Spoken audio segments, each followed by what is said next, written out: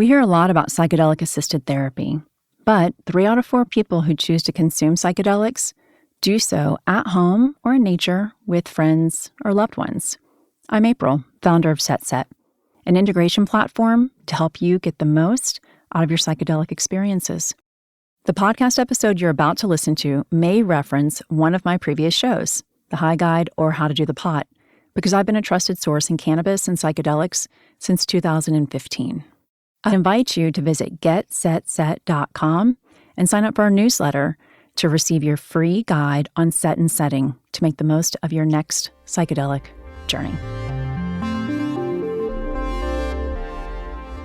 This podcast discusses cannabis and is intended for audiences 21 and over. Today, a condition that affects 1 in 10 women that can cause debilitating pain, lead to invasive surgeries and hard-to-tolerate drugs, even infertility. And yet, it often takes years to get diagnosed. And patients often have to advocate fiercely for their doctors to take them seriously. We're talking about autoimmune diseases and how to do the pot when you have or might have endometriosis. So many of us are walking around in tremendous amounts of pain, and the people we interact with likely have no idea. Loyal listeners have heard us talk about pain in the past. Today, we talk about a very specific and challenging kind of pain that disproportionately impacts women, often goes undisclosed, untreated, or disbelieved. I'm April Pride, I do the pot, and I talk to a lot of women who also consume cannabis. Many of them medical patients who consume for a variety of autoimmune disorders. What is an autoimmune disorder? How does this get in the way of being your best self on every level as a partner, a professional, just a person in the world? In recent years in my professional life, I've been learning about the promising results of cannabis on a woman's pelvic health.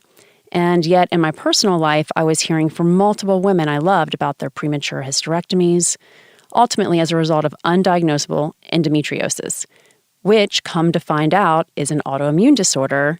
It's also to blame for my co-founder, Ellen Scanlon's infertility. So it was a really, really hard time. My diagnosis was literally called unexplained infertility. No one knew what was going on. I went to so many doctors. I went to everyone that you can go to in multiple cities across the country. Time is your enemy in fertility, especially in your late 30s. So getting an answer quickly to what might be going on can make a big difference in your chances of having a baby. And I share my experience here. I share it with people when they ask me about it, because if it can help women who have unexplained infertility learn about endometriosis as a possible cause and then either rule it out or, move towards IVF, then they can spare themselves years of uncertainty, expense, the emotional roller coaster. I think for me, one of the hardest parts was trying to plan for the future when the future felt so uncertain. According to the Mayo Clinic, endometriosis is an often painful disorder in which tissue, similar to the tissue that normally lines the inside of your uterus, the endometrium, grows outside your uterus. You've heard us talk before about how cannabis can treat pain. So why are we not talking in a big way about cannabis and endometriosis? You'll hear from Dr. Jessica Knox. Hello, I'm Dr. Jessica Knox, more commonly known as Dr. Jessica because I am one of 4 doctors in my family who are all Dr. Knoxes. So I'm Dr. Jessica or Dr. Jess. And Dr. Michelle Ross. My name is Dr. Michelle Ross. I'm a neuroscientist, and I sort of have had this very long and interesting journey into the cannabis industry. That journey included work as both a doctor and a patient. As a neuroscientist with fibromyalgia and a whole bunch of other health conditions, I was on a lot of different pharmaceuticals. And for me, what actually worked was none of those pharmaceuticals. It was actually cannabis. Likewise, Dr. Jess found that her medical training didn't account for the ways people were using cannabis and getting better. I started working in cannabis clinics immediately after finishing my residencies. My mother, Dr. Janice, had started working in cannabis clinics 4 years prior to that. So she started reading and learning. And as she read and learned and was digging into all this science about cannabis and the endocannabinoid system, she was sharing that information with the rest of the family, with my sister and me and our father. And she was also telling the stories of the patients she saw, which for me was, I think, most impactful, because I always felt like I was beating my head against a wall every day, just managing these long lists of meds, and people weren't getting better or feeling better. But I was hearing stories of patients in these cannabis clinics where my mom was working who they were feeling better. Their quality of life was through the roof. They could play with their kids, or they could relax after work without feeling intoxicated. Like it was a completely new paradigm for me that, there's this other option outside of anything in which I was trained, in medical school or residency, that is doing better for patients. Let me go see what that's about. You might have heard Dr. Jess mention the endocannabinoid system a moment ago. The endocannabinoid system is this complicated, intricate communication system within our body that modulates all of our other systems. So most people know about, the cardiovascular system, our heart. They know about the neurological system, the respiratory system. These are the systems we all learned about in health class in high school, right? But nobody learned about the endocannabinoid system. Just discovered in the 1990s, a system that has been a part of the human body since there were humans. It's the body's way of maintaining balance, flushing toxins, rebounding from stress, through naturally formed neurotransmitters, endocannabinoids. I recommend that you listen to our episode on pain for way more on the endocannabinoid system, or we're going to call it here the ECS, and how it operates. For our purposes today, however, we're going to focus on the just emerging research on what happens when the ECS isn't working right. It's deficient in endocannabinoids. Dr. Ross, the neurologist you heard from earlier, she's been looking closely at how a poorly functioning ECS can cause all sorts of problems in the body, especially for women. She cites the work of Dr. Ethan Russo, who has identified a few different conditions that may be linked to a deficiency in the ECS. Essentially, what happens when the body's balancing method is thrown out of balance. When you have one disorder of endocannabinoid deficiency, you seem to have all the other ones too. They're very much a cluster. You've got your migraines, your fibro, all these different pain disorders. But endometriosis is actually a disease that impacts 1 in 10 women worldwide. And yet the treatments for it are just awful. They include surgery, medications that cause even more problems for women. It's just devastating, despite being so common. And so we find that women respond very well to cannabis treatment. The link between these diseases, painful, hard to treat, often ignored, and tending to affect women, in fact, 80% of all autoimmune diagnoses go to women. But Dr. Ross had something even more revealing to tell us. We also find that there's some reasons why the endocannabinoid system is out of whack with endometriosis. If you look at receptors, cannabinoid receptors in the reproductive regions, there's a lot lower number of these cannabinoid receptors. There's definitely what we would consider endocannabinoid deficiency in our reproductive system, and it's associated with our pain levels. So when you give women cannabis, whether it's oral, whether they're smoking it, whether it's a THC suppository, they all seem to benefit in terms of pain, in terms of spasms, in terms of just quality of life. I know Dr. Ross just threw a lot of information at us there, so let me double down for a moment. From what scientists understand, there are simply fewer receptors to receive the body's natural chemicals for managing pain in places like the uterus. Those natural chemicals, of course, are endocannabinoids. Just a small deficiency then can cause massive pain. Cannabis seems, for many patients, to right the imbalance that take a painful disease and make it excruciating. Treating pain is a big deal, especially when women's pain is so often minimized. Take menstrual cramps, for example. For a lot of the reproductive issues, whether it's dysmenorrhea, right? So that's menstrual cramps, which is probably one of the most common things that women experience as related to our sex. Dysmenorrhea is due to basically prostaglandin release. As our endometrial tissue breaks down and we have a period, prostaglandins are released to cause uterine contractions and cramping, to cause inflammation. But we know that, for instance, CBD can inhibit the enzyme that creates prostaglandins. So if we can use CBD on somebody who has menstrual cramps, we can often reduce their pain because we're reducing the root cause. You just heard Dr. Jess refer to uterine contractions. Yes, cramps. The joked about monthly pain many women suffer are in fact small contractions like you have in labor.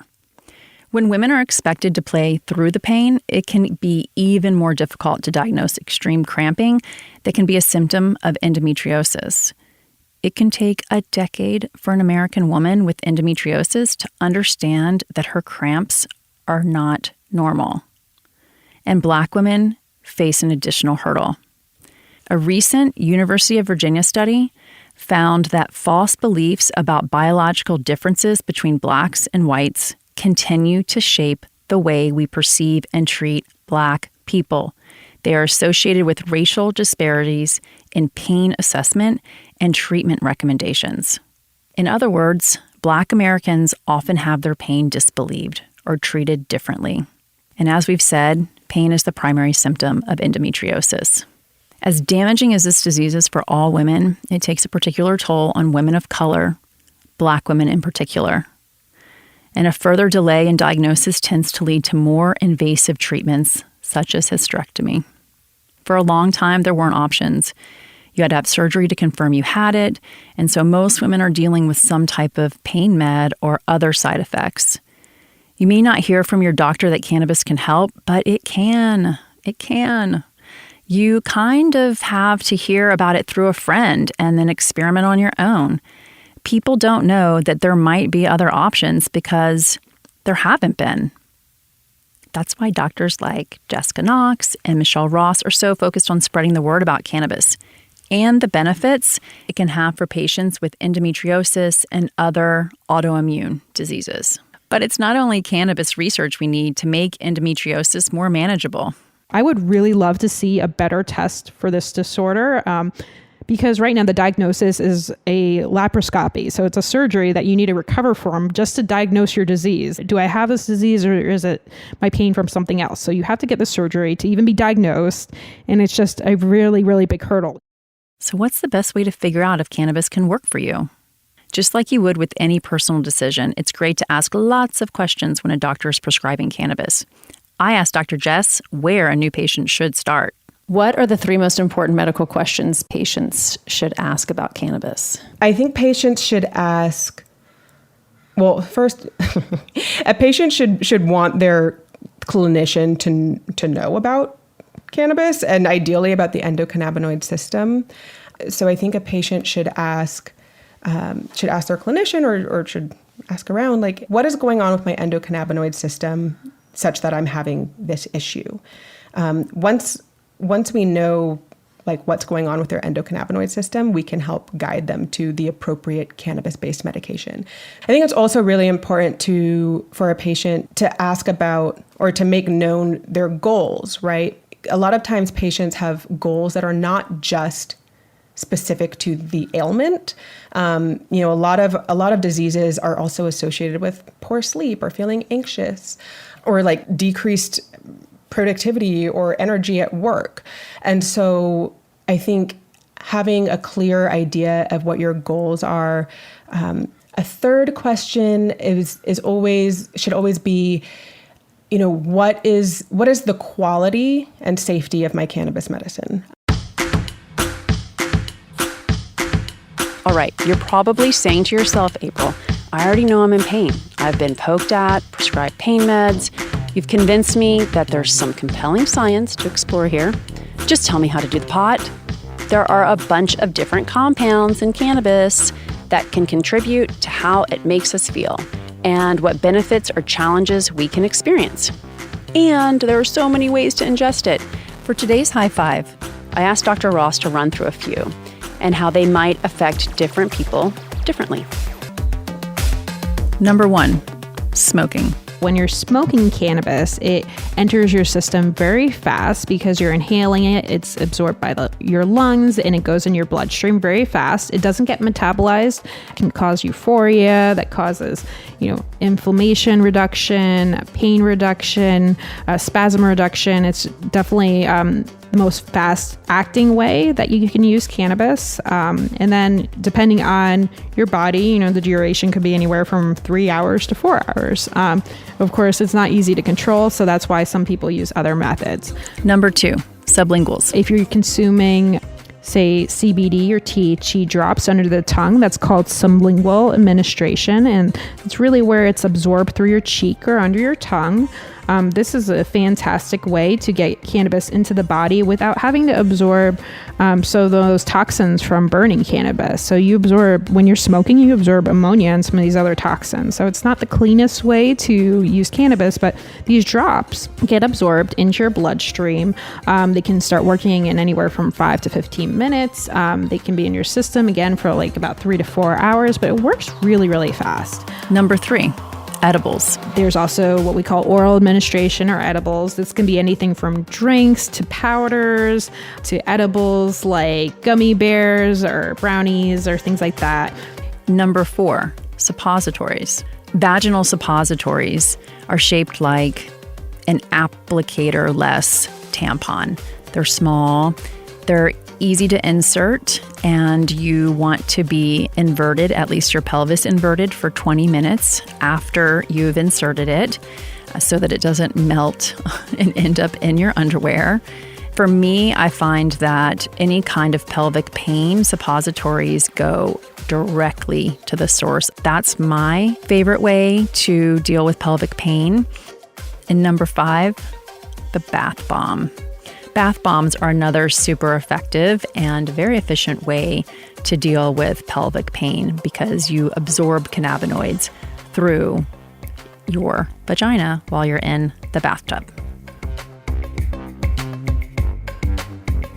Great, April. Thank you so much for letting me know these 5 different ways that I can help relieve my endometrial pain or my pelvic pain. But where the hell do I get this stuff? We have an answer for you. We, here at How to Do the Pot, think that you should visit Fleur Marché to learn more about each of these product categories.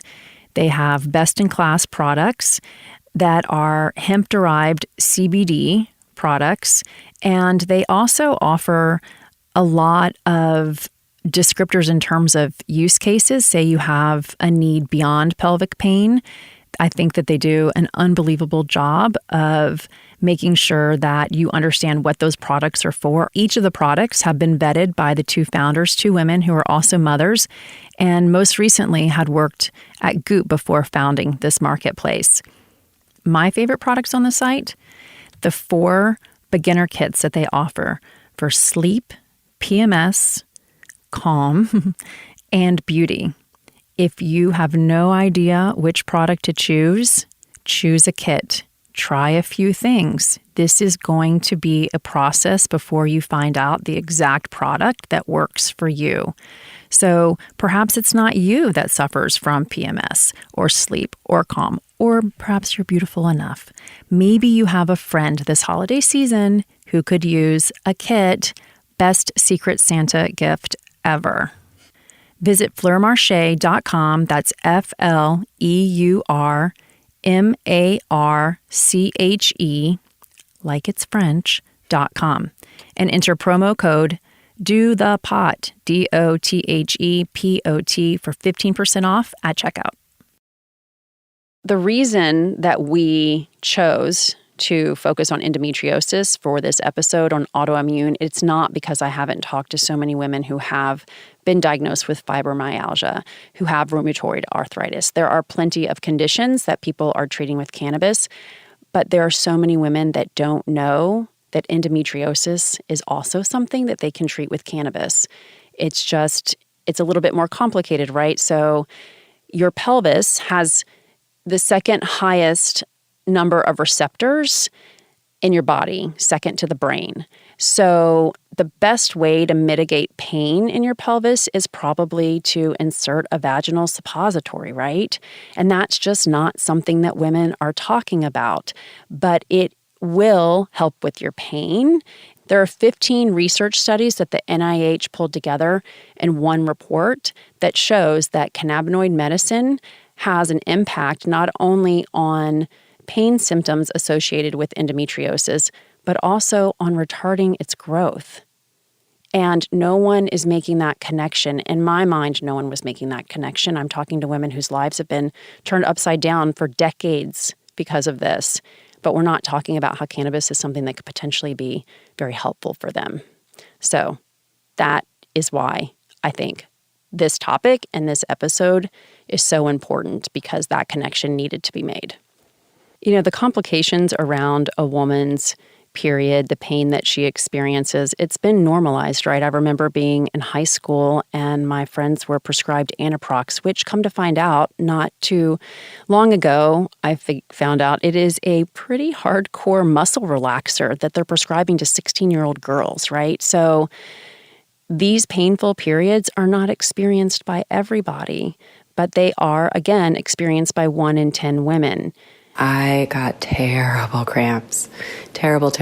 I've passed out from the pain. I've gone into like absolute full body sweat, complete incapacitation, laying on my bed, just like counting the minutes before the pain medicine would kick in.